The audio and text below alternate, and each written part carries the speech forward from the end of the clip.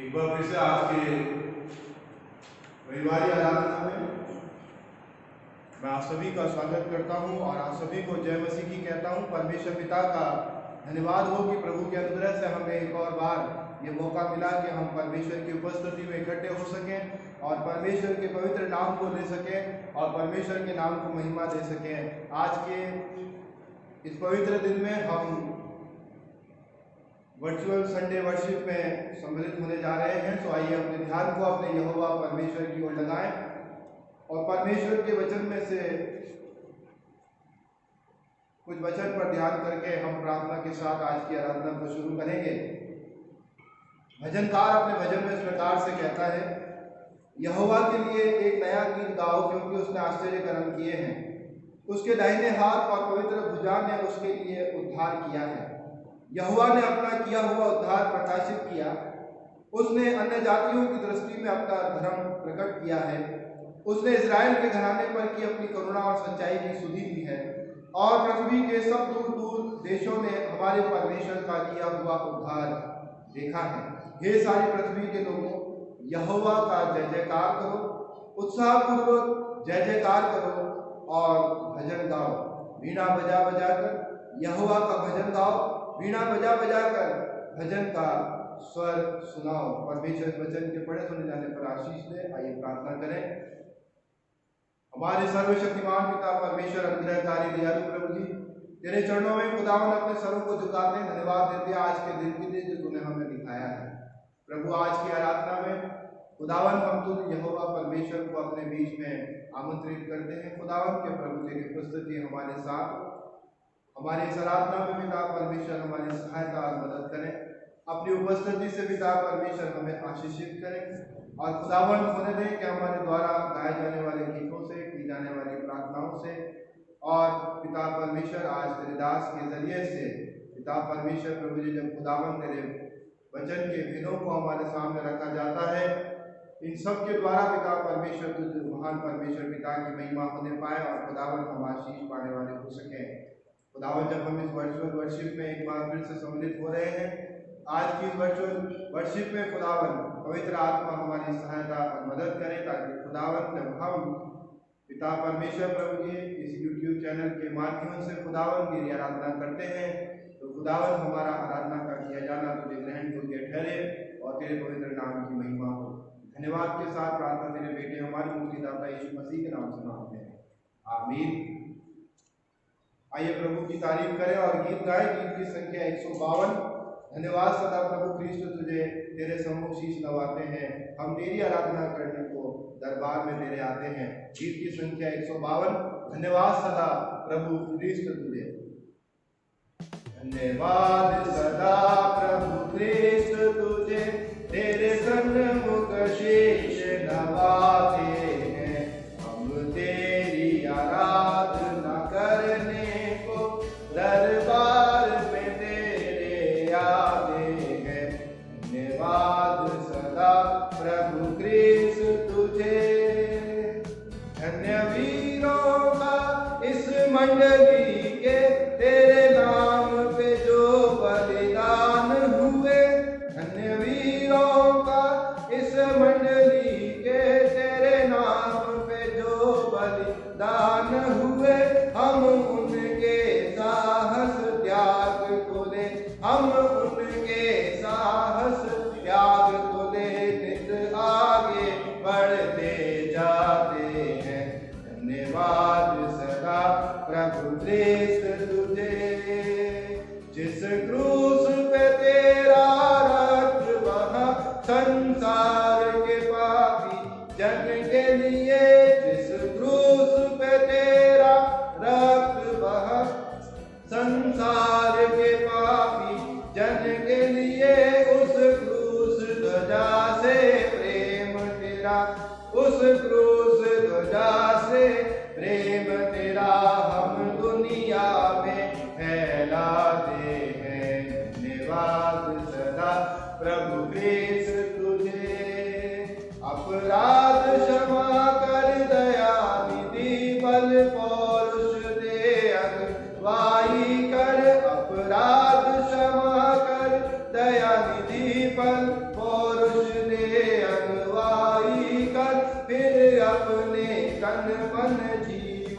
को, फिर अपने तन मन जीवन को वेदी पर आज चढ़ाते हैं।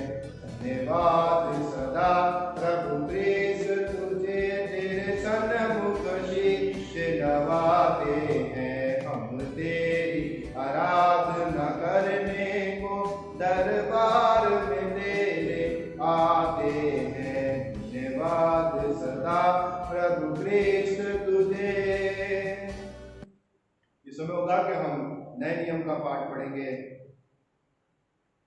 जो हमें मिलता है प्रेरितों के काम नामक पुस्तक और उसका दूसरा अध्याय पद 41 से लेकर के 47 पद तक, book of Acts chapter 2 verses from 41 to 47। प्रेरितों के काम नामक पुस्तक अध्याय 2 पद 41 से लेके 47 पद तक। यहाँ इस प्रकार से लिखा है, सो जिन्होंने उसका वचन ग्रहण किया और उन्होंने बपतिस्मा लिया और उसी दिन 3000 मनुष्यों के लगभग उनमें मिल गए, और वे प्रेरितों से शिक्षा पाने और संगति रखने में और रोटी तोड़ने में और प्रार्थना करने में लौलीन रहे। और सब लोगों पर भय छा गया और बहुत से अद्भुत काम और चिन्ह प्रेरितों के द्वारा प्रकट होते थे, और वे सब विश्वास करने वाले इकट्ठे रहते थे और उनकी सब वस्तुएं साझे की थी, और वे अपनी अपनी संपत्ति और सामान बेच कर जैसी जिसकी आवश्यकता होती थी बांट दिया करते थे। और वे प्रतिदिन एक मन होकर मंदिर में इकट्ठे होते थे और घर घर रोटी तोड़ते हुए आनंद और मन की सीधाई से भोजन किया करते थे और परमेश्वर की स्तुति करते थे, और सब लोग उनसे प्रसन्न थे, और जो उद्धार पाते थे उनको प्रभु प्रतिदिन उनमें मिला देता था। परमेश्वर इस वचन के पढ़े सुने जाने पर आशीष दे, आमीन। आइए समय होगा कि हम अपने स्वरों को झुकाएंगे और सिफारिशी दुआ में जाएंगे। परमेश्वर पिता से प्रार्थना करें कि परमेश्वर हम पर अपनी कृपा दृष्टि रखे। आपकी वर्तमान स्थितियों के लिए प्रार्थना करेंगे, हमारे चर्च ऑफ नॉर्थ इंडिया के लिए, हमारे राजस्थान डायसिस के लिए, विभिन्न मंडलियों के लिए, उनके पासवानों कलीसियाओं के लिए, सभी प्रकार की सेवकाइयों के लिए भी हम प्रार्थना करेंगे। विशेष प्रार्थना करेंगे बीमारों के लिए जो समय बीमारी में है, और हम प्रार्थना करेंगे कि पूरा विश्व और हमारा देश जल्द इस कोरोना वायरस से जो है वो मुक्त हो सके। आइए सभी प्रार्थना के विषयों को ध्यान में रखते हुए आज की आराधना के लिए भी परमेश्वर पिता से प्रार्थना करें कि प्रभु आगे की आराधना में हमारी मदद और सहायता करे, और विशेष रूप से परमेश्वर अपने वचन के द्वारा जो आज वो अपने दास के जरिए से हम तक पहुंचाना चाहता है, हमें एक आत्मिक तैयारी दे। प्रार्थना करें। हमारे सर्वशक्तिमान पिता परमेश्वर, हम खुदावन तेरे सम्मुख अपने सरों को झुकाते हैं, धन्यवाद देते हैं प्रभु जी आज के दिन के लिए जो तूने दिखाया और तूने हमें अवसर दिया प्रभु के खुदावन, हम एक बार फिर से पिता परमेश्वर इस वर्चुअल वर्शिप को पिता परमेश्वर प्रभु जी करने पा रहे हैं। खुदावन हम तेरा धन्यवाद देते हैं कि खुदावन तूने हमारे ऊपर दया दृष्टि रखी और पिता परमेश्वर हमारे प्राणों का दुर्भोग में जाने से बचाया है। तूने हमारे लिए इंतजाम किए प्रभु के खुदावन।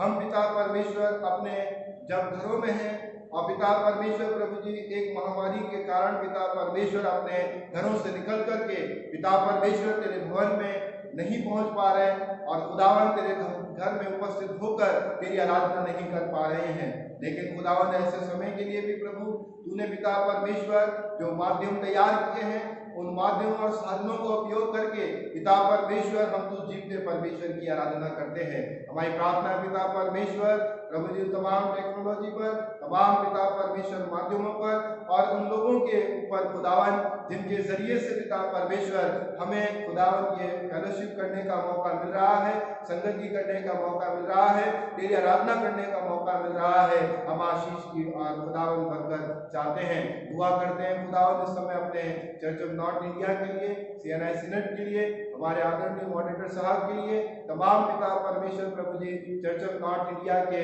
पदाधिकारियों के लिए और तमाम डायसिस उनके बिशप साहिबान के लिए खुदावंद आशीष और बरकत दें। दुआ करते हैं हमारे राजस्थान डायसिस के लिए, हमारे आदरणीय बिशप साहब राइट रेवरेंड दरबारा सिंह जी के लिए, उनके परिवार और पिता परमेश्वर प्रभु जी हमारे राजस्थान डायसिस की प्रत्येक मंडली के लिए खुदावंद आशीष और बरकत दे करके अपनी महिमा के लिए पिता परमेश्वर अपने लोगों को इस्तेमाल कीजिए। दुआ करते हैं पिता परमेश्वर प्रभु जी इस समय खुदावन हम अपनी कोटा डिंडरी के लिए, डिंडरी के अंतर्गत आने वाले सभी पासवान और कलीसियाओं के लिए प्रभु आप आशीष और बरकत दें। हमारे राजस्थान डायसिस के पिता परमेश्वर, तमाम विभिन्न मंडलियों में पिता परमेश्वर आपके कार्य और सेवाएं पिता परमेश्वर सुचारू रूप से होने पाए और खुदावंद आपकी आशीषें पिता परमेश्वर प्रभु जी बांटे जाने वाले हो सके।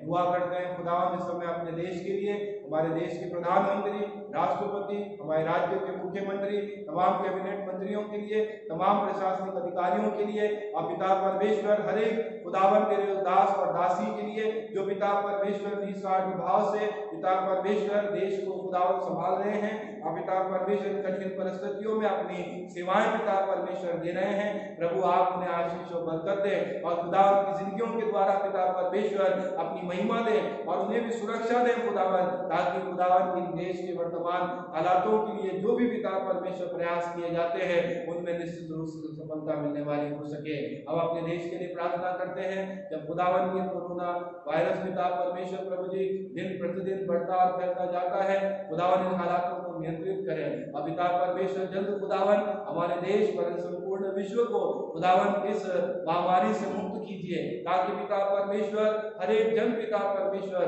प्रभु जी इस महामारी से पिता परमेश्वर मुक्त होकर इसके दुष्प्रभाव से बचाए जाकर पिता परमेश्वर प्रभु जी तेरे नाम का धन्यवाद और तेरे नाम को महिमा भी अर्पण करने वाला हो सके। दुआ करते हैं बीमारों के लिए जो बीमारी हालात में है, प्रभु आप उनकी सुधि लें और उनकी मदद करें और जो भी उनकी शारीरिक तकलीफें हैं वो यीशु मसीह के नाम से खुदावंद दूर करें, ताकि पिता परमेश्वर चाहे वो घरों पर हो, अस्पतालों, मोड़ों, सड़कों, किनारों पर हो, जहां कहीं खुदावंद बीमारी हालात में है, प्रभु उनकी सुधि ली जाए और खुदावंद उनको छू करके चंगा किया जाए, ताकि पिता परमेश्वर को तेरे जीवित गवाह बन सके और पिता परमेश्वर तेरे नाम का धन्यवाद भी कर सके। दुआ करते हैं खुदावंद आज की आराधना में हम सबकी सहायता और मदद कर और खुदावंद अपनी महिमा हम सबके जीवन के द्वारा ले। विशेष रूप से हम अपनी मंडली के लिए प्रार्थना करते हैं, कोटा सीएनआई चर्च के लिए, यहाँ की पास्टरेट कमेटी के लिए, तीनों के लिए, कलीसिया के बुजुर्ग जवान बच्चों के लिए, सब पर तेरा विशेष अनुग्रह, सुरक्षा और अनुग्रह का हाथ चाहते हैं। प्रभु अपनी महिमा पिता परमेश्वर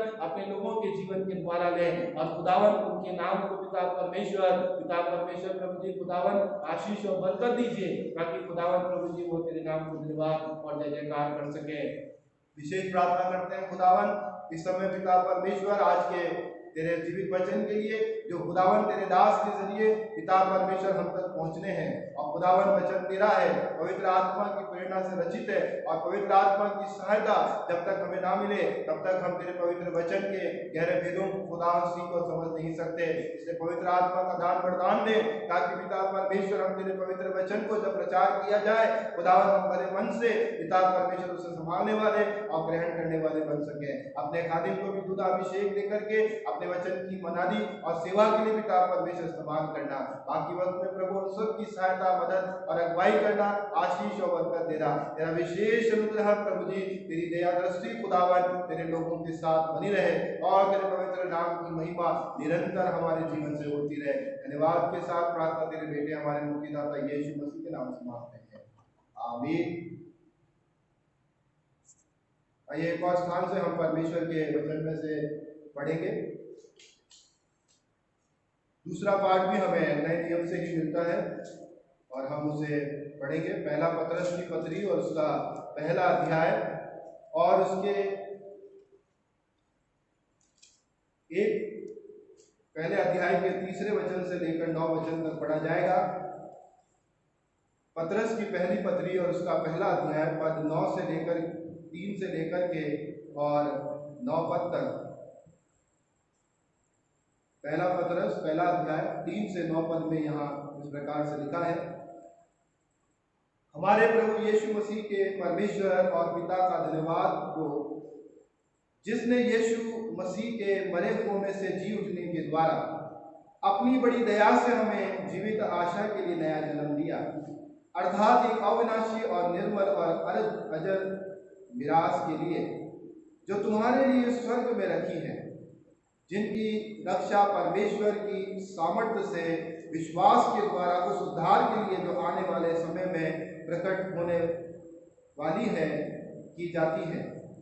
और इस कारण तुम मगन होते हो, यद्यपि अवश्य है कि अब कुछ दिन तक नाना प्रकार की परीक्षाओं के कारण उदास हो, और यह इसलिए है कि तुम्हारा परखा हुआ विश्वास जो आग से ताए हुए नाशमान सोने से भी कहीं अधिक बहुमूल्य है, यीशु मसीह के प्रकट होने पर प्रशंसा और महिमा और आदर का कारण ठहरे। उससे तुम बिन देखे प्रेम रखते हो, और अब तो उस पर बिन देखे भी विश्वास करके ऐसे आनंदित और मगन होते हो जो वर्णन से बाहर और महिमा से भरा हुआ है, और अपने विश्वास का प्रतिफल अर्थात आत्माओं का उद्धार प्राप्त करते हो। ये प्रभु यीशु मसीह का वचन है। परमेश्वर इस वचन के पढ़े और सुने जाने पर आशीष दे। आमीन। ये समय होगा कि हम कलीसियाई सूचनाएं सुनेंगे। कलीसियाई सूचना इस प्रकार से है। लॉकडाउन के चलते जैसा कि हम आज की आराधना भी वर्चुअल आराधना के रूप में कर रहे हैं, तो आपके लिए आने वाले रविवार को भी वर्चुअल वर्शिप की व्यवस्था हमारे CNI चर्च कोटा के YouTube चैनल के माध्यम से की जाएगी। आज CNI चर्च कोटा में दृढ़ीकरण संस्कार होना था, जिसे लॉकडाउन होने के कारण आगामी सूचना तक स्थगित कर दिया गया है। आप सभी से निवेदन है कि वर्तमान परिस्थिति को ध्यान में रखते हुए हमारे देश व संपूर्ण विश्व के लिए प्रार्थना करें, व साथ ही यह भी प्रार्थना करें कि जल्दी कोरोना वायरस से हमारा देश व संपूर्ण विश्व मुक्त होने पाए। जैसा कि प्रति आराधना में आप अपनी भेंटें प्रभु की सेवा के लिए अपने भंडार में से निकाल करके अलग रख रहे हैं, और जब भी आप परमेश्वर के भवन में आपको आने का अवसर प्राप्त होगा, प्रभु की दया से जब भी हमें अवसर होगा कि प्रभु के भवन तक हम पहुंच सकें, तब आप परमेश्वर के भवन में आने के द्वारा अपनी भेंटें परमेश्वर के भवन में अर्पण कर सकते हैं, ताकि चर्च की सभी जरूरतें भी पूरी हो सकें और परमेश्वर के भवन की व्यवस्था भी बनी रह सके और उसमें आपका योगदान मिलने वाला हो सके। आप सभी अपने घरों पर सुरक्षित रहें व प्रभु से प्रार्थना व आराधना करते हुए उससे आशीष प्राप्त करते रहें।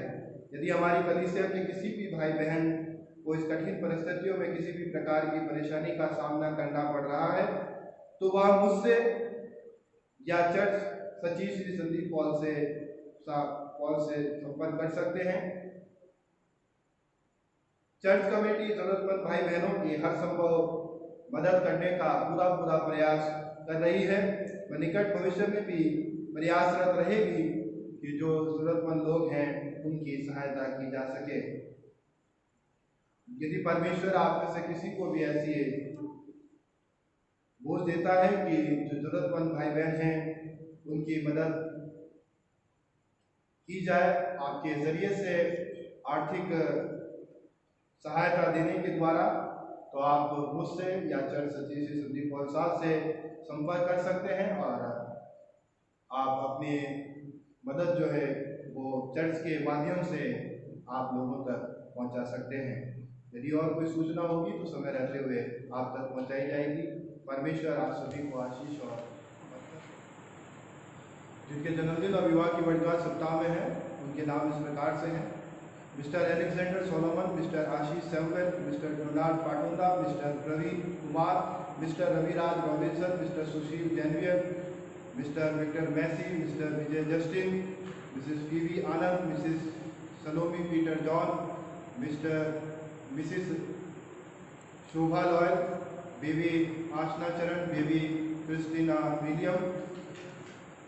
Wedding anniversaries: Mrs. and Mr. Albert John, Mrs. and Mr. Christopher Ezra, Mrs. and Mr. Clifford Peters, Mrs. and Mr. Enos Solomon, Mrs. and Mr. Naveen M. Lal। आप सभी को जन्मदिन और आपके विवाह की वर्षगांठ जिनकी है उन सभी को बहुत बहुत बधाई। प्रभु आप सबको आशीष और बरकत दे। उन सभी को भी जन्मदिन और वेडिंग एनिवर्सरीज की बहुत बहुत बधाई हो। जिनके जन्मदिन और विवाह की वर्षगांठ इस सप्ताह में आते हैं, जिनके नाम पुकारे गए हैं, या उन्हें भी जिनके नाम नहीं पुकारे गए हैं। आइए हम प्रार्थना करें। हमारे सर्वशक्तिमान पिता परमेश्वर अनुग्रहकारी दयालु प्रभु जी तेरे चरणों में आते हैं और दुआ करते हैं खुदावन तेरे तमाम बेटे और बेटियों के लिए जो पिता परमेश्वर तेरी उपस्थिति में बने रहते हैं।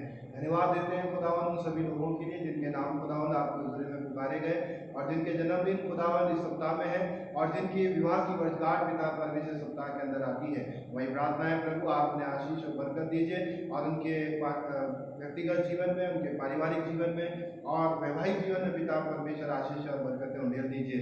विशेष रूप से जिनके जन्मदिन है खुदावन आप उन्हें संभालें, प्रतिदिन आप उन्हें अपने अनुभव बढ़ाते जाएं, हर प्रकार की भली उत्तम आशीषों से पिता परमेश्वर मामूल करें, हर दुख तकलीफ परेशानी हर बीमारी से बचाएं खुदावन और अपनी पाक उपस्थिति में रखें और प्रतिदिन पिता परमेश्वर अपने अनुभव में बढ़ते हुए आपके प्रेम को और आपकी गवाही को अपने जीवन से बांटने का अवसर प्रदान करें। आपके घर में का आशीर्वाद पिता परमेश्वर आपके अनुग्रह से आपके लोगों के ऊपर बना रहे और उनका जन्म का दिन और आने वाले जिंदगी के तमाम दिन पिता परमेश्वर आपकी हुजूरी के अंदर पिता परमेश्वर आशीष में होने वाले हो सके। दुआ करते हैं उन लोगों के लिए भी जिनके विवाह की वर्षगांठ इस सप्ताह में है, प्रभु आप उन्हें भी आशीष और बरकत दीजिए। आप ही ने जोड़ा है और खुदावंद आपके अनुग्रह से पिता परमेश्वर वो आपके नाम और काम और सेवा में पिता परमेश्वर एक साथ मिलकर के आगे बढ़ने वाले हो सके, एक दूसरे का सहयोग करें और पिता परमेश्वर एक अच्छे पारिवारिक जीवन को जीकर पिता परमेश्वर लोगों के सामने आदर्श नमूना रखने वाले हो सके। अपने जीवन के द्वारा, अपने पारिवारिक जीवन के द्वारा, वैवाहिक जीवन के द्वारा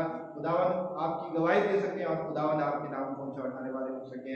उनके वैवाहिक जीवन में और पारिवारिक जीवन में अपनी आशीष उठे रहे प्रभु और खुदावन आपके भवन में की आशीषें और आशीर्वाद प्रभु उनके साथ हमेशा बना रहे। सब कुछ आपके हाथों में रखते हैं प्रभु जी और प्रार्थना करते हैं खुदावन आपकी दया दृष्टि सभी लोगों के ऊपर जिनके जन्मदिन और विवाह की वर्षगांठ इस सप्ताह में है, प्रभु आशीष और बरकत मांगते हुए धन्यवाद के साथ प्रार्थना के लिए के हमारे मुक्तिदाता यीशु मसीह के नाम से मांगते हैं, आमीन। प्रभु आशीष देवे तुझको प्रतिदिन आनंद देवे, तेरी रक्षा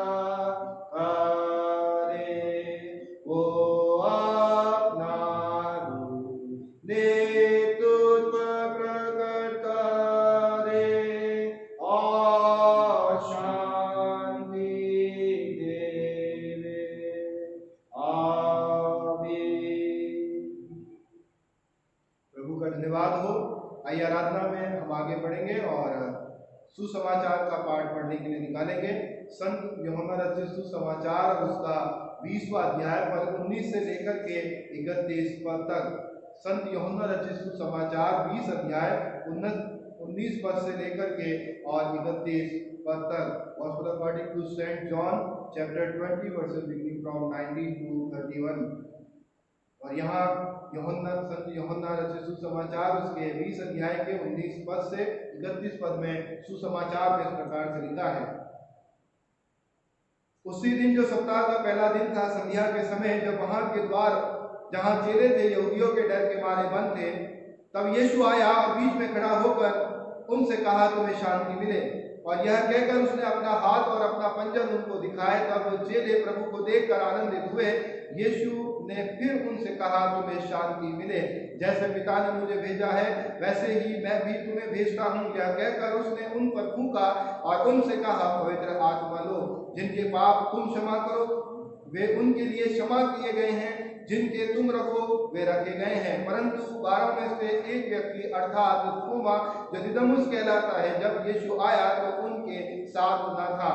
जब और चेले उससे कहने लगे कि हमने प्रभु को देखा है, तब उसने उनसे कहा जब तक मैं उसके हाथों में कीलों के छेदों में ना देखूं और कीलों के छेदों में अपनी उंगली न डालूं और उसके पंजर में अपना हाथ न डालूं, तब तक मैं प्रतीति नहीं करूंगा। 8 दिन के बाद उसके चेले फिर घर के भीतर थे और थोमा उनके साथ था और द्वार बंद थे। तब यीशु ने आकर और उनके बीच खड़ा होकर कहा तुम्हें शांति मिले। तब उसने थोमा से कहा अपनी उंगली यहाँ लाकर मेरे हाथों को देख और अपना हाथ लाकर मेरे पंजर में डाल और अविश्वासी नहीं परंतु विश्वासी हो। यह सुन थोमा ने उत्तर दिया है प्रभु हे मेरे परमेश्वर। यीशु ने उससे कहा तूने तो मुझे देखकर विश्वास किया है, धन्य वे हैं जिन्होंने बिना देखे विश्वास किया। यीशु और भी बहुत चिन्ह चेलों के सामने दिखाता रहा जो इस पुस्तक में लिखे नहीं गए, परंतु ये इसलिए लिखे गए हैं कि तुम विश्वास करो कि यीशु ही परमेश्वर का पुत्र मसीह है और विश्वास करके उसके नाम से जीवन पाओ। ये प्रभु यीशु मसीह का सुसमाचार है। परमेश्वर इस सुसमाचार के पढ़े और सुने जाने पर आशीष और बरकत प्रदान करे। आमीन। हम परमेश्वर पिता का धन्यवाद दें कि प्रभु ने हमें यह अवसर दिया है कि पुनरुत्थान दिवस को मनाने के बाद आज हम ईस्टर के बाद पहली रविवार आराधना में सम्मिलित हो रहे हैं और ये समय होगा कि हम आज के विशेष रविवार संदेश को सुनेंगे और आज के संदेश को हमारे साथ बांटने के लिए और परमेश्वर के वचन से बात करने के लिए मैं डीकन चंदन चंद्रा को आमंत्रित करूंगा।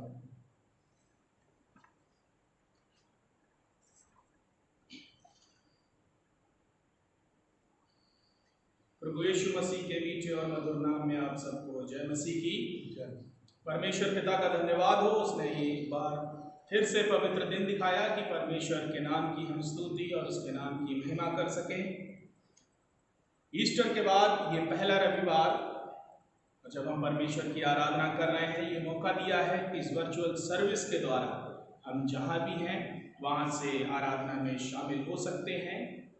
परमेश्वर का धन्यवाद हो इन सब साधनों के लिए जिसके द्वारा हम परमेश्वर की आराधना लगातार कर पा रहे हैं और परमेश्वर की आशीषें हम अपने अपने स्थान पर ग्रहण कर रहे हैं।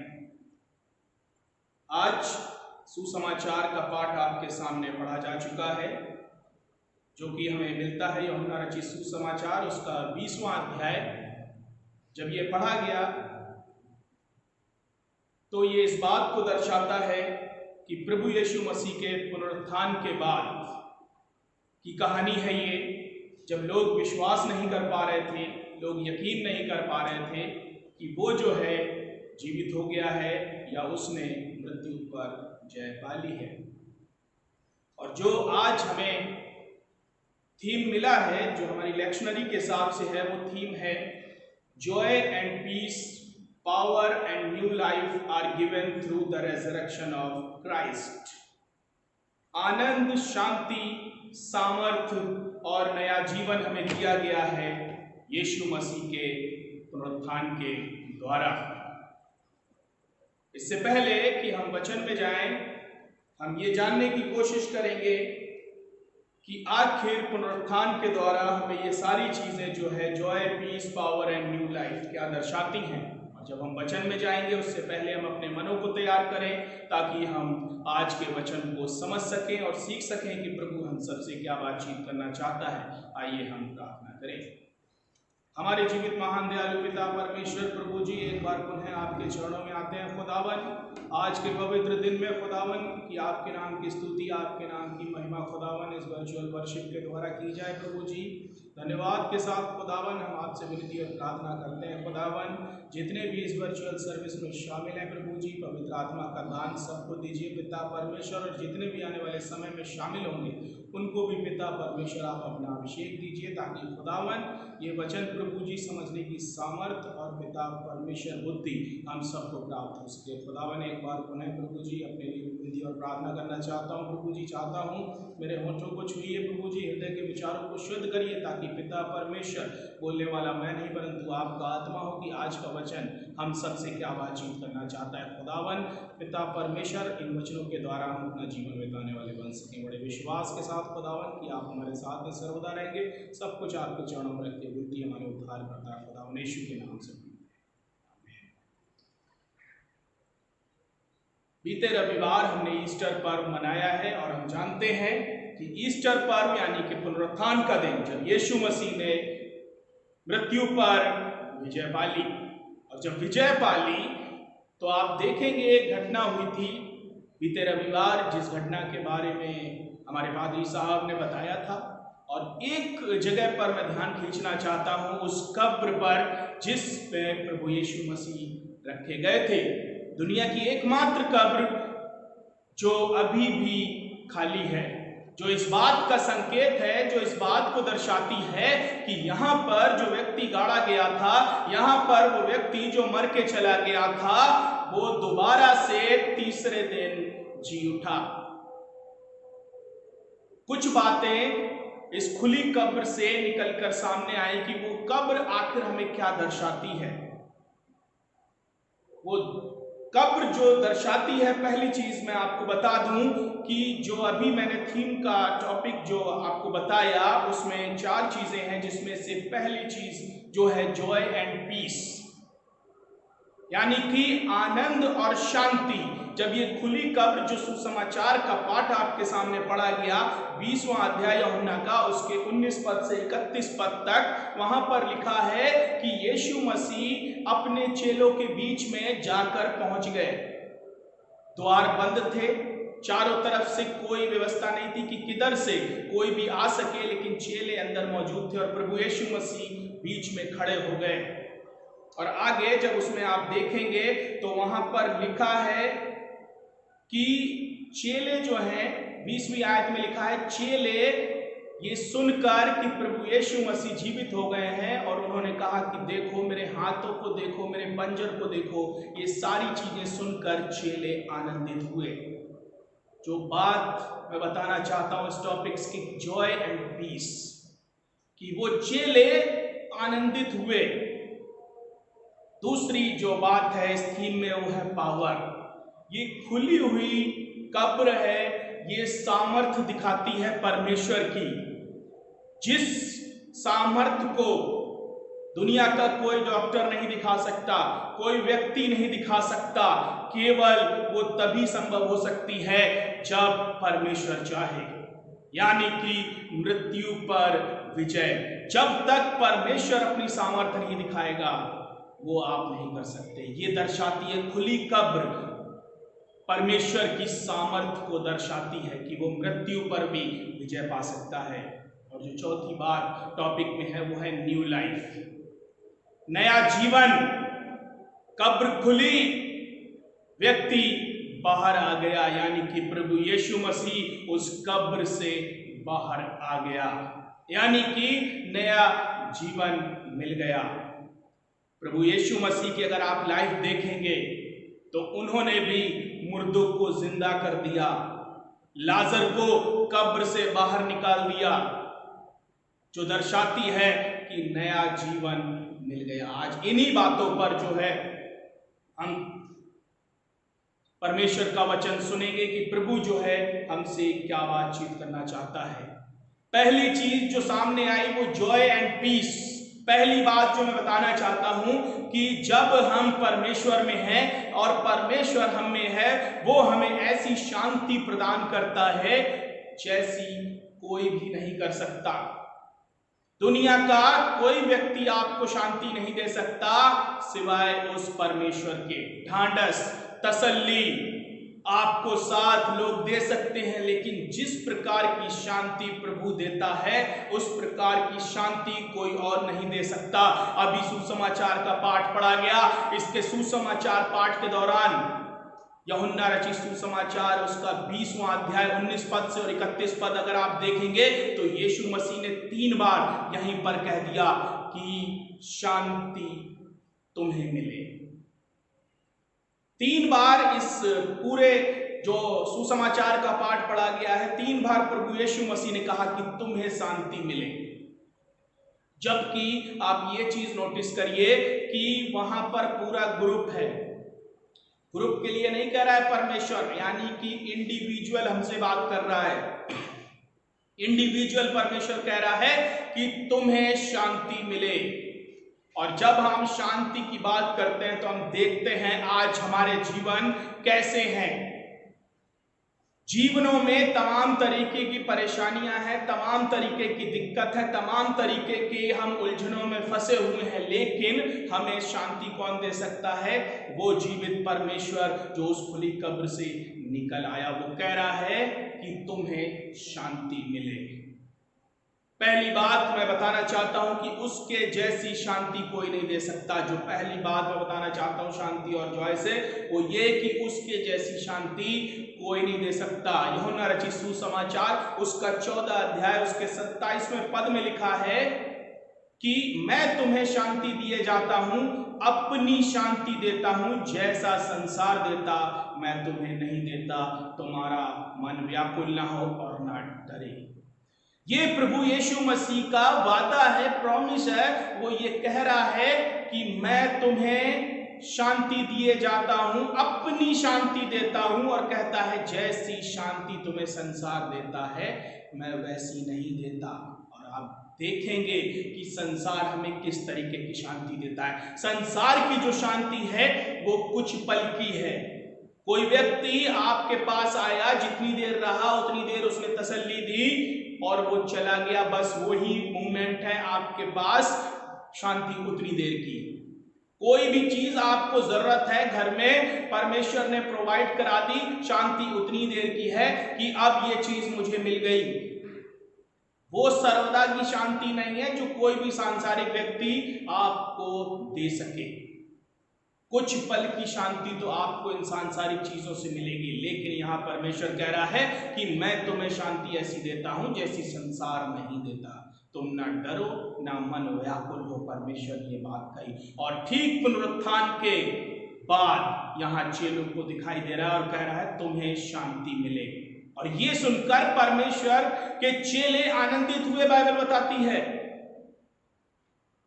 तो परमेश्वर की शांति हमारे जीवन में बहुत इंपॉर्टेंट है, और ये जब ही मिलेगी जब हम परमेश्वर के वचनों पर चलेंगे, जब हम परमेश्वर के वचनों का मनन करेंगे, जब हम परमेश्वर को पहला स्थान देंगे, तब ये शांति हम प्राप्त कर सकते हैं। दूसरी जगह से पढ़ना चाहूंगा, यूहन्ना रचित सुसमाचार उसका 16 अध्याय उसके 33 पद में लिखा हुआ है कि मैंने ये बातें तुमसे इसलिए कही कि तुम्हें मुझ में शांति मिले।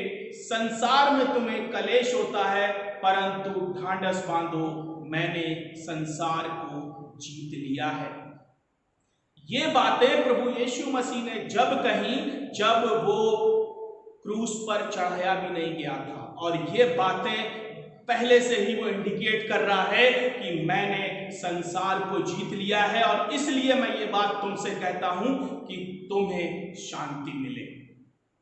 दुनिया भर की परेशानियों में हम घिरे रहते हैं, दिक्कतों में रहते हैं, बीमारियों में रहते हैं। उस पीरियड में यीशु मसीह ये बात कह रहा है कि तुम्हें शांति मिले।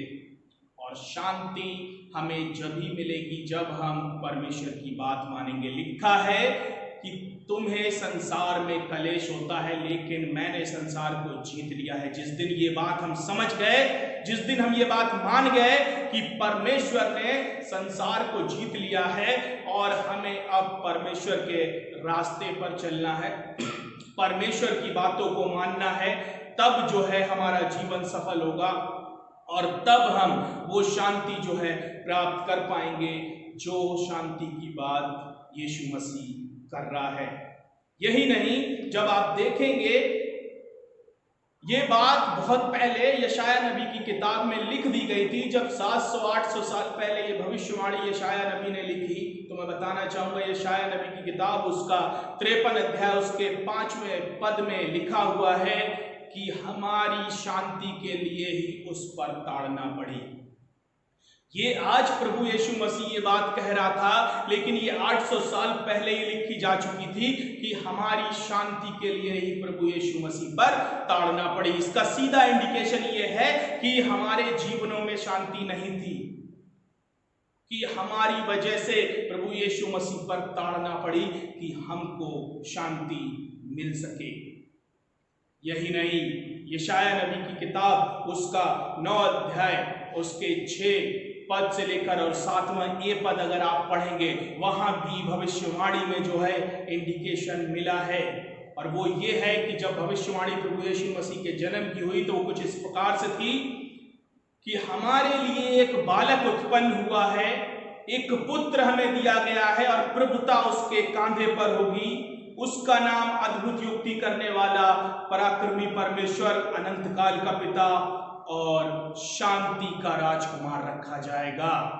यीशु मसीह के लिए भविष्यवाणी पहले दिन से ही हो गई थी। जिस समय यशाया नबी ने ये किताब लिखी थी, लिखा है कि उसका नाम शांति का राजकुमार रखा जाएगा, प्रिंस ऑफ पीस रखा जाएगा। आगे पढ़ेंगे तो लिखा है कि उसकी प्रभुता सर्वदा बढ़ती रहेगी और उसकी शांति का अंत ना होगा।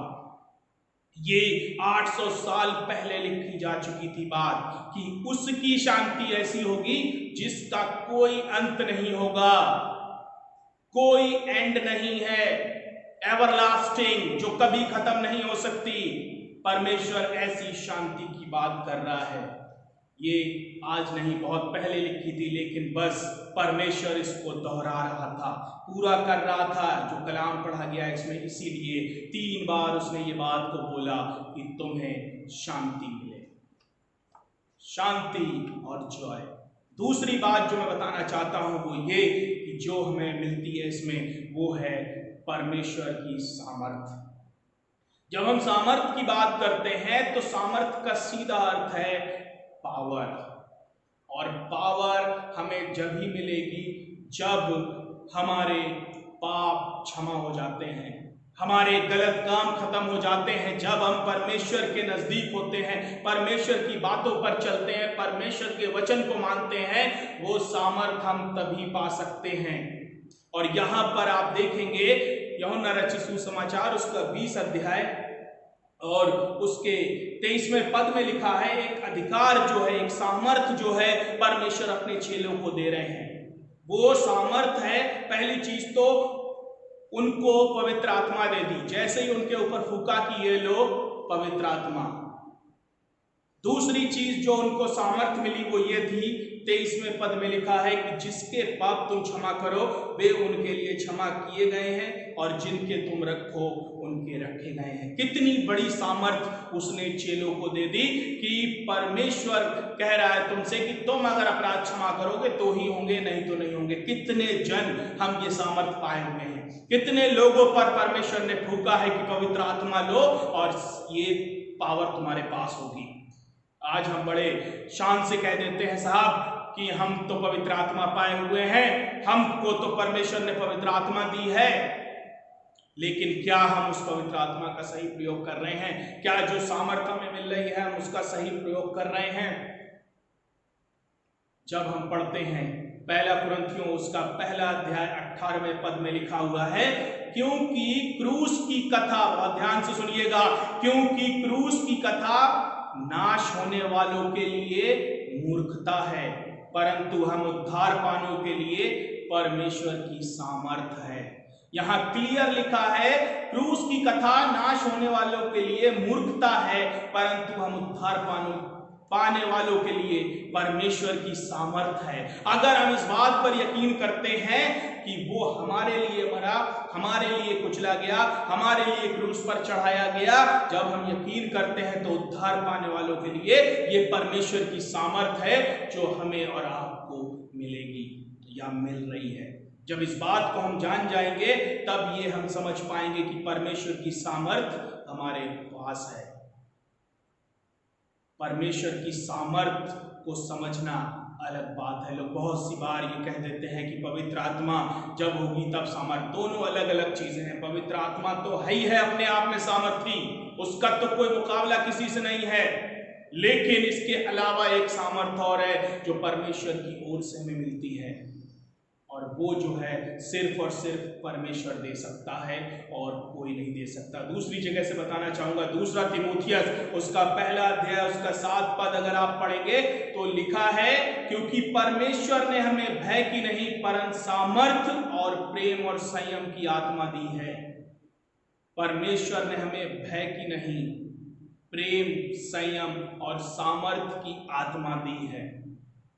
परमेश्वर हमें सामर्थ देना चाहता है, सामर्थ की आत्मा भी देना चाहता है। क्या हम उसको सही उपयोग कर रहे हैं? और अगर हम उसका सही उपयोग करेंगे तो ये समझ लीजिए, ना तो हम गलत काम करेंगे, ना हम पापों में पड़ेंगे, जो ऐसा हम पर हो सकता है अच्छे से अच्छा हम करने की कोशिश करेंगे। उस सामर्थ का सही उपयोग करना ही परमेश्वर को भाता है। परमेश्वर को इतनी सामर्थ दी गई थी यीशु मसीह को, उसका सही उपयोग किया गया। परमेश्वर ने अपने चेलों को, आप देखेंगे 12 चेले, सामर्थ जब ये बात दी यहां पर, तो आप देखिए 12 चेलों ने, जब उनके बारे में आप उनकी जीवनी का बारे में पढ़ेंगे, उन्होंने उस सामर्थ का इस प्रकार से प्रयोग किया, इस सामर्थ को बखूबी पूरा किया जिसके लिए उन्हें दी गई थी। थॉमस जिसके बारे में यहाँ पर जिक्र है, जब आप यहाँ पढ़ेंगे वो विश्वास नहीं कर रहा था, लेकिन जब उसे सामर्थ मिली तो आप देखिए वो इंडिया में आया और इंडिया के अंदर सुसमाचार कितनी तेजी से उसने फैलाया। ये पावर थी जो उसको मिली थी। यहां पर पहले पार्ट में लिखा है कि थोमा मौजूद नहीं था, लेकिन अगले हफ्ते यानी कि ठीक 8 दिन के बाद थोमा मौजूद था। और थोमा ने ये बात भी कही, जब तक मैं उसके हाथों के पंजर को ना देख लूं और उनकी किलों के अंदर हाथ ना डाल लूं, मैं यकीन नहीं करूंगा कि यीशु मसीह जीवित है या नहीं है। इसी तरीके से हमारी लाइफ में भी बहुत बार हो सकता है कि हम बहुत बार ये बात कहते हैं, प्रभु अगर ऐसा हो गया तो मैं मान लूंगा कि तू है, या ऐसा हो गया तो मैं यकीन कर लूंगा तू है। लेकिन क्या वास्तव में हम उस पर यकीन कर पा रहे हैं? प्रभु यीशु मसीह की ये बहुत अच्छी बात यहाँ लिखी है, आप देखेंगे जब इस चैप्टर को, कि जब थोमा से उसने कहा कि ले अपनी उंगली डाल ले और विश्वास कर, अविश्वासी ना हो। इस बात को यीशु मसीह पहले से जानता था कि थोमा ने क्या बात कही थी, लेकिन आगे आप इस पद को पढ़ेंगे, कहीं नहीं लिखा कि थोमा ने चेक किया हो, परमेश्वर हम उंगली डाल रहे हैं या तेरे हाथ को पकड़ ले। उसने तुरंत कहा, अगर आप पढ़ेंगे 28वें पद में, यह सुन थोमा ने उत्तर दिया, हे मेरे प्रभु, हे मेरे परमेश्वर। उसने कुछ भी नहीं कहा, ना तो हाथों में उंगलियां डाली, ना पंजर को छुआ, उसने सीधे कहा, हे मेरे परमेश्वर, हे मेरे प्रभु। और उसके बाद जो सामर्थ उसको मिली, आप देखेंगे कि आज पूरा हिंदुस्तान में सुसमाचार उसके द्वारा पहुंचा है। परमेश्वर जब सामर्थ देता है उसमें कुछ भी संभव है। फिलिपियों उसका 4 अध्याय उसका 13वां पद क्लियर कहता है कि जो मुझे सामर्थ्य देता है उसमें मैं सब कुछ कर सकता हूं। ये परमेश्वर की वाकई में सामर्थ्य है। जिसको ये सामर्थ्य मिल गई वो कुछ भी कर सकता है। क्या आज हमारे पास ये सामर्थ्य है कि हम खुल के कह दें कि ये चीज मैं कर सकता हूं? ये जब ही आप कह पाएंगे जब परमेश्वर की सामर्थ आपके साथ होगी, या जब परमेश्वर की सामर्थ हमारे साथ होगी। शद्रक, मेशक, अबदनगो को आग में डालने की बात थी और आग में वो डालने जा रहे थे और उन्होंने एक स्टेटमेंट दिया था। क्यों? वो जानते थे परमेश्वर की सामर्थ को। नबूकदनेस्सर राजा से कह दिया कि मेरा प्रभु जिसकी हम उपासना करते हैं तू नहीं जानता, इस आग के भट्टे से हमें बचा सकता है। ये है परमेश्वर की सामर्थ जिसके पास होती है। दानियल ने कहा शेरों की मांद में डाल दिया गया, परमेश्वर ने जो है शेरों के मुंह को बंद कर दिया। ये है परमेश्वर की सामर्थ। जब इस प्रकार की सामर्थ, उसमें मैं कुछ भी कर सकता हूं। मूसा अकेला चला गया और सब इजरायलियों को और उनके साथ मिलकर जो है उसने छुड़ा लिया। ये परमेश्वर की सामर्थ है। जब इस तरीके की सामर्थ हमारे अंदर आ जाती है तब हम कुछ भी कर सकते हैं। लिखा है कि परमेश्वर की सामर्थ से हम कुछ भी कर सकते हैं। तीसरी बात जो मैं बताना चाहता हूं जो है नया जीवन, न्यू लाइफ। वो खुली कब्र हमें दर्शाती है कि यहां से नया जीवन हो गया। इसका सीधा अर्थ ये है कि जब प्रभु यीशु मसीह ने उस सूली पर पापों को लाद कर अपने प्राण त्यागे, वहां पर हमारी पुरानी जिंदगी जो है खत्म हो गई और बिल्कुल अलग कर दिया हमें पापों से। उसने हमें नया जीवन दे दिया, नया जीवन दान दे दिया। इस बात को हमें समझना चाहिए। जब नया जीवन निकल गया तो हमारी पिछली बातें जो हैं हम भुला दें, पिछले गलत कामों को छोड़ दें और परमेश्वर के रास्ते पर चलें, नया जीवन की तरह चलें, जहां पर सिर्फ और सिर्फ सच की बात हो, जहां सिर्फ और सिर्फ ईमानदारी की बात हो, जहां सिर्फ और सिर्फ परमेश्वर के वचनों की बात हो। हमें ऐसा जीवन बिताना है। नया जीवन ये दर्शाता है। पहली बात जो मैं बताना चाहता हूं, पहला पतरस जो अभी आपके सामने पढ़ा गया, पहला पतरस उसका पहला अध्याय उसके 3 पद में लिखा हुआ है कि हमारे प्रभु यीशु मसीह के परमेश्वर और पिता का धन्यवाद हो। इतनी बड़ी बात देखिए, हमारे प्रभु यीशु मसीह के परमेश्वर और पिता का धन्यवाद हो, जिसने यीशु मसीह के मरे हुओं में से जी उठने के द्वारा अपनी बड़ी दया से हमें जीवित आशा के लिए एक नया जन्म दिया है। यहाँ पर पतरस जो है धन्यवाद दे रहा है और परमेश्वर को धन्यवाद दे रहा है, यहोवा को धन्यवाद दे रहा है कि यीशु मसीह के मरने के द्वारा और उसके बाद जी उठने के द्वारा अपनी दया से हमें एक नया जीवन दिया है। परमेश्वर के थ्रू हमें नया जीवन दिया है, तो क्या हम इसका सदुपयोग कर पा रहे हैं? और जब नया जीवन दे दिया तो सब कुछ नया हो गया। पहला पतरस पहला अध्याय उसका 3 पद में लिखा है कि नया जीवन दे दिया। और इसकी अगर 4वीं आयत पढ़ेंगे आप तो 4वीं आयत में आप देखेंगे आपको जो जगह है, आपकी जो मीरास है, आपके लिए एक बहुत खूबसूरत जगह लिखी गई है और वो स्वर्ग में है। बाइबल बताती है, जब 4था पद आप इसका पढ़ेंगे तो लिखा है वो मीरास जो स्वर्ग में है वो आपको मिलेगी। लेकिन क्या हम उसके लिए तैयार हैं? क्या वो मीरास वाकई में हमारे लिए है? क्या हम अपने नए जीवन के अनुसार जो है चल रहे हैं? और अगर आप चल रहे हैं तभी ये मीरास आपको मिलेगी जो आपके लिए स्वर्ग में ठहरा दी है परमेश्वर ने। हमें नए जीवन के बारे में सोचना है कि परमेश्वर क्या सिखाना। नया जीवन मतलब सब कुछ बदल देना, वो चीजें अपना लेना जो हमें प्रभु यीशु मसीह सिखाना चाहता है, वो चीजें जो बाइबल हमें सिखाना चाहती है, वो चीजें जो वचन हमें सिखाना चाहता है, जो परमेश्वर की दृष्टि में सही हो, उस पर हमें चलना है। परमेश्वर तभी हमको इस तरीके की आशीषें देगा कि हमें स्वर्ग में मीरास मिल जाए। नए जन्म का मतलब ये है। दूसरी बात जो मिलती है हमें रोमियो की किताब उसका 6 अध्याय और उसके 4 पद में इस प्रकार से लिखा है कि उस मृत्यु का बपतिस्मा पाने से हम उसके साथ गाड़े गए, ताकि जैसे मसीह पिता की महिमा के द्वारा मरे हुए में से जिलाया गया है, वैसे ही हम भी नया जीवन की सी चाल चलें। परमेश्वर का कलाम कह रहा है कि बपतिस्मा पाने से हम उसके साथ गाड़े गए, ताकि जैसे मसीह के पिता की महिमा के द्वारा मरे हुए में से जी जिलाया गया, वैसे ही हम भी नए जीवन की सी चाल चलें। जैसे परमेश्वर जिलाया गया, वैसे ही हम भी अपने जीवन की नई चाल चलें, क्योंकि वो हमारे लिए सिर्फ चढ़ा था सूली पर और किसी के लिए नहीं। परमेश्वर जो है हमारे और आपके लिए, हमारे और आपके पापों के लिए, हमारे और आपके गुनाहों को लेकर चला ताकि हम नया जीवन पा सकें। और नया जीवन जो है जब हमें मिला है तो हम नए जीवन की ओर चले भी, नए जीवन के से कार्य भी करें, उसकी चाल चलें, परमेश्वर के वचनों को माने, परमेश्वर की आराधना करें, परमेश्वर की स्तुति करें।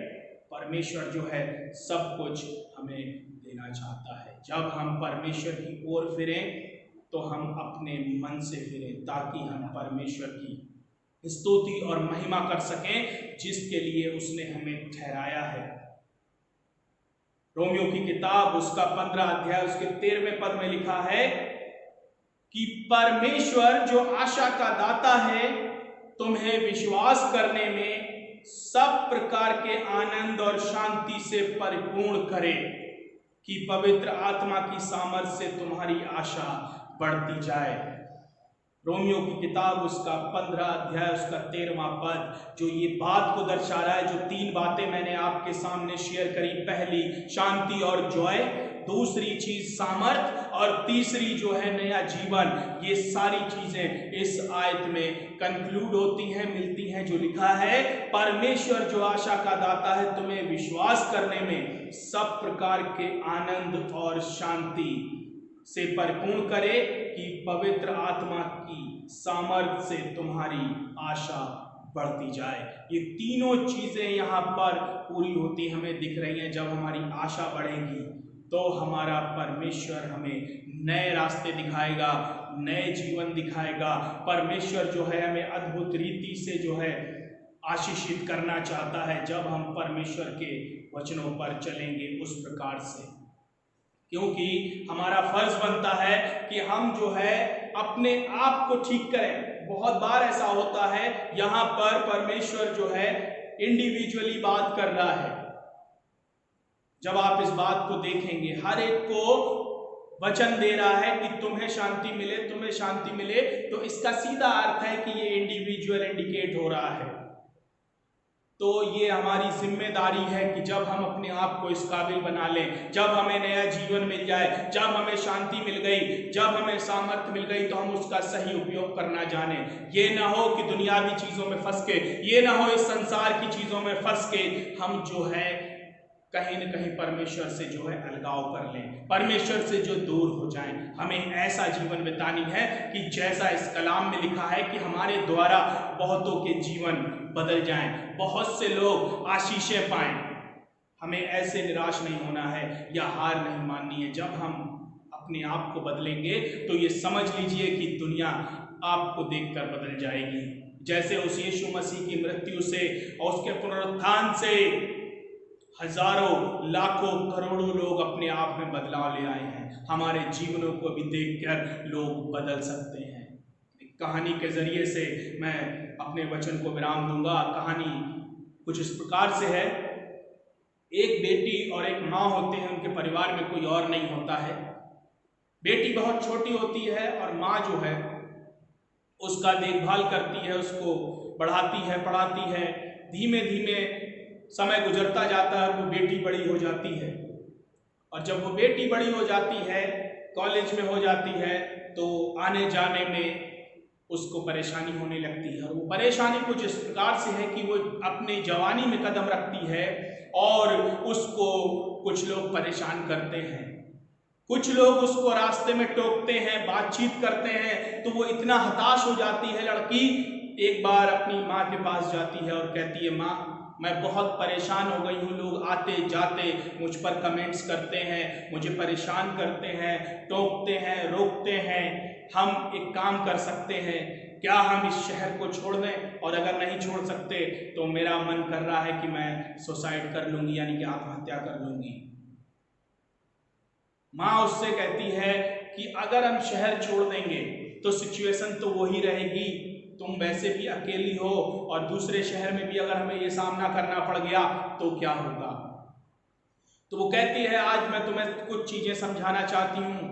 तो वो बेटी को किचन में ले जाती है और बेटी को जब वो किचन में ले जाती है तो तीन जो है गैस जलाती है। तीनों गैस पर जो है वो कटोरे में पानी रख देती है उबलने के लिए, और तीनों में पानी रख देती है। तो लड़की समझ नहीं पा रही होती कि मेरी माँ कर क्या रही है। तो इसलिए पहली में वो डालती है गाजर और दूसरी कटोरे में वो डालती है एक अंडे को, और तीसरे कटोरे में वो जो है कुछ चाय की पत्ती या कॉफी जो है वो डालती है।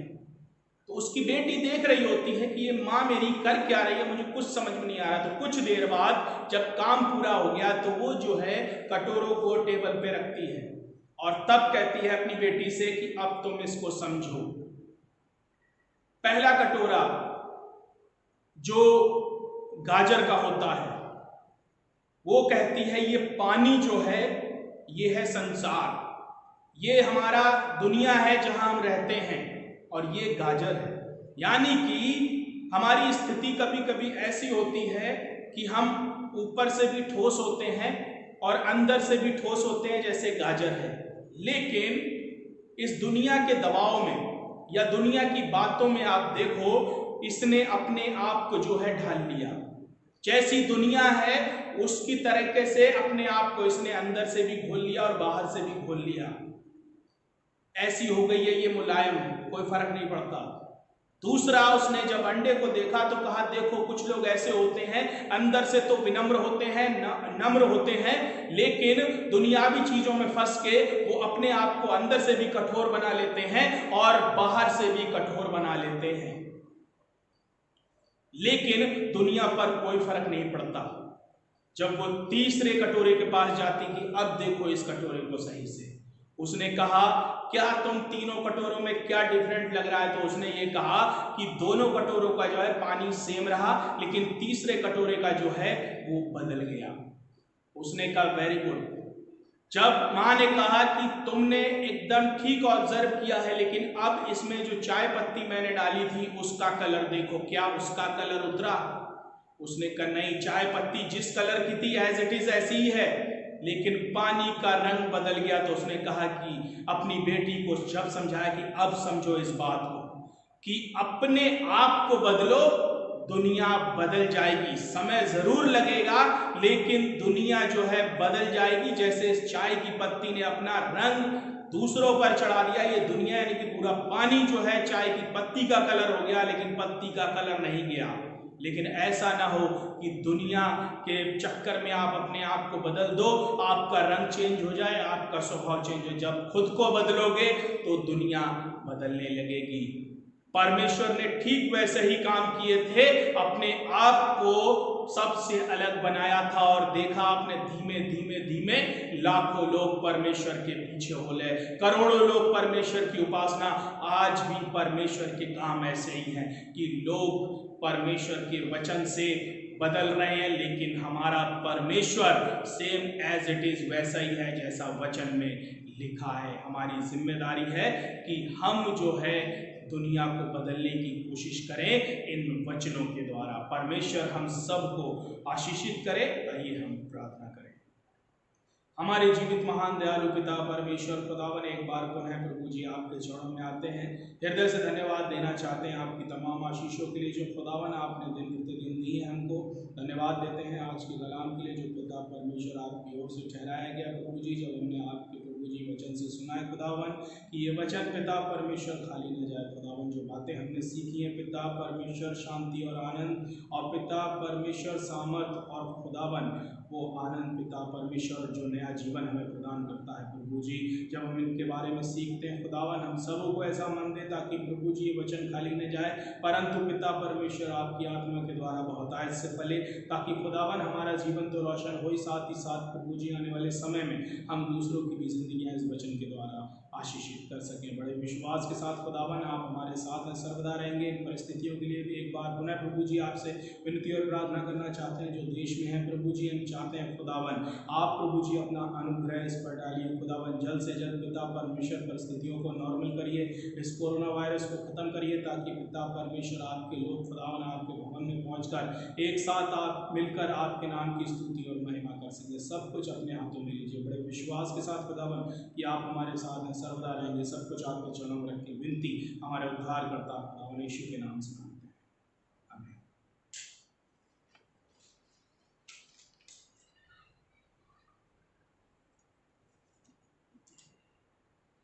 परमेश्वर पिता का धन्यवाद हो उस वचन के लिए जो परमेश्वर ने अपने दास के जरिए से हम तक पहुँचाए हैं। हमने परमेश्वर के वचन में से देखा पुनरुत्थान के द्वारा हमें आनंद, शांति, शक्ति और नया जीवन मिलता है।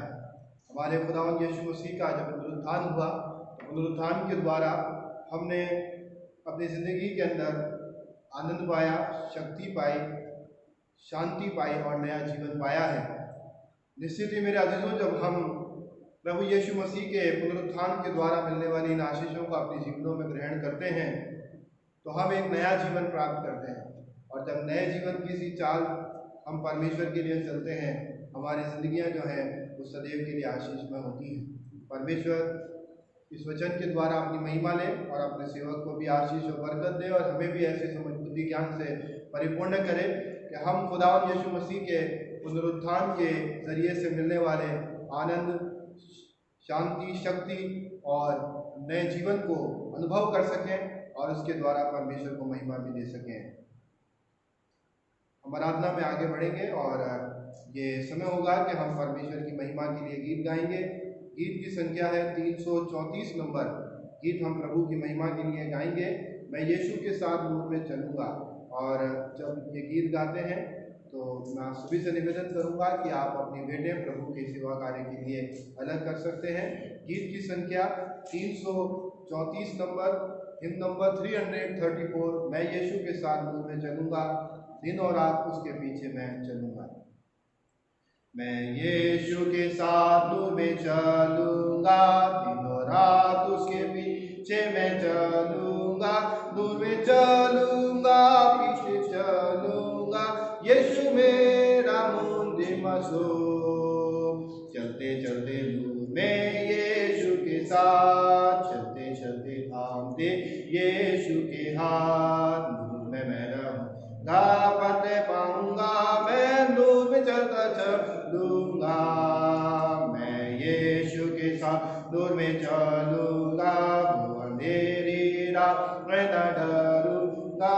पैर उठाऊंगा, दिल से गाऊंगा, यीशु मेरा मुंजी मासूम। चलते चलते नूर में यीशु के साथ, चलते चलते थामते यीशु के हाथ। नूर में मैं रहूंगा, फतेह पाऊंगा, मैं नूर में चलता चलूंगा।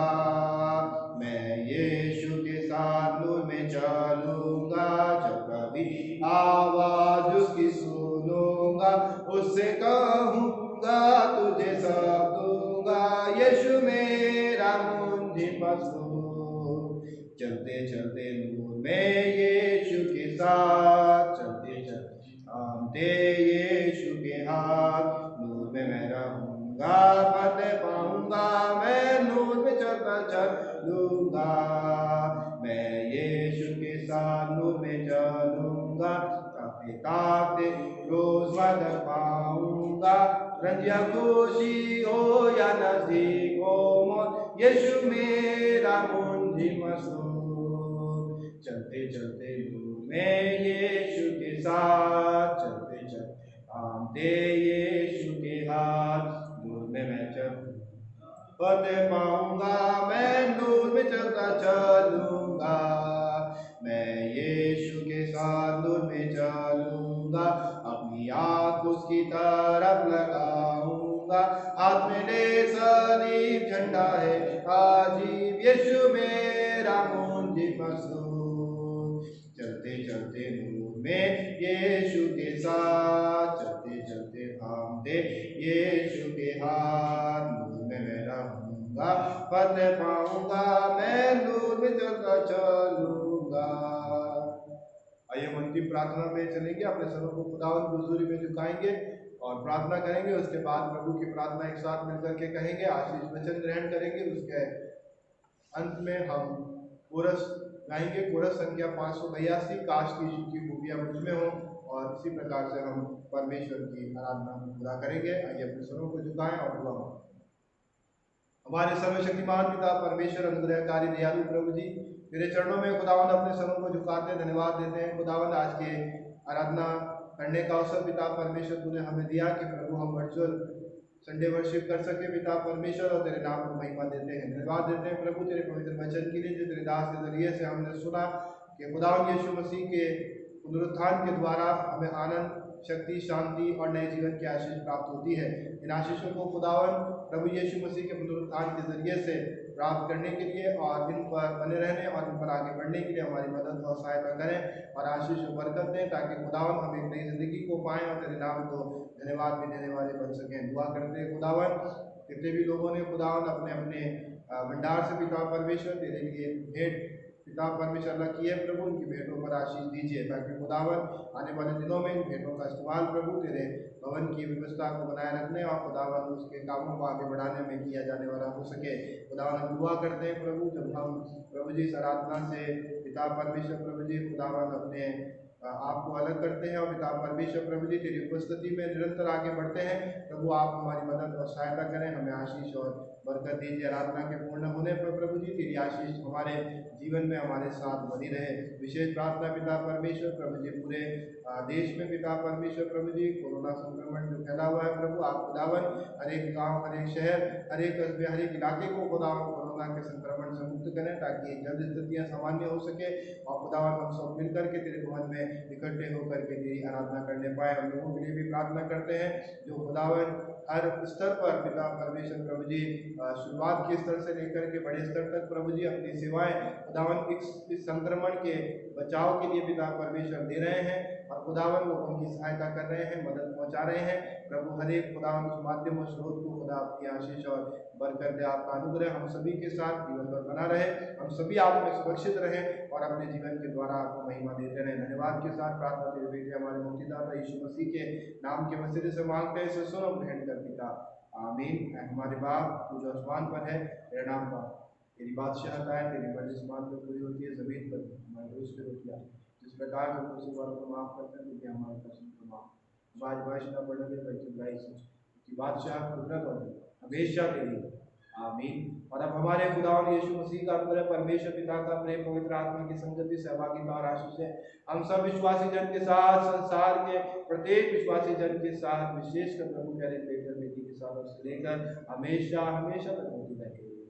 काश कि यीशु की खूबियां मुझ में हो, उसका जोश और मोहब्बत मिले मुझको, रूह में लाहिक हुआ और फिर मुझको जीना।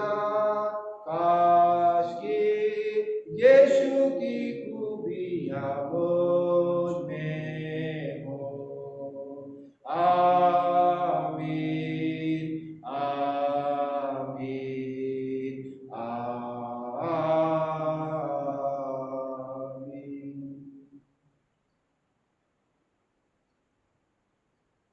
हमारे साथ वर्चुअल संडे वर्शिप करने के लिए आप सभी को बहुत बहुत धन्यवाद। सबको जय मसीह की। प्रभु आप सबको आशीष।